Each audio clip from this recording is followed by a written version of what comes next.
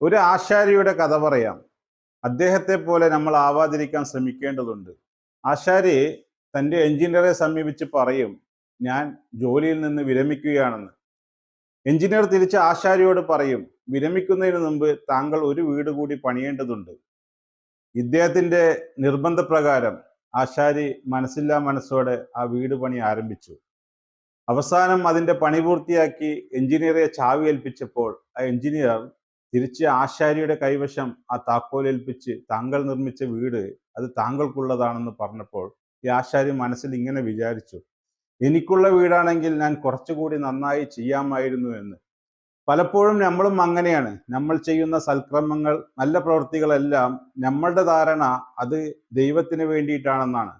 പക്ഷേ ഈ പടച്ചോൻ അത് നമുക്ക് തന്നെ തിരിച്ചു തരുമ്പോൾ നമ്മൾ ആശാരി മനസ്സിൽ വിചാരിച്ച പോലെ വിചാരിക്കാൻ ഇടവരുത്തരുത്. അതുകൊണ്ട് നല്ലത് കുറച്ചുകൂടി നന്നായി ചെയ്യാൻ നമ്മൾ ശ്രമിക്കേണ്ടതുണ്ട്.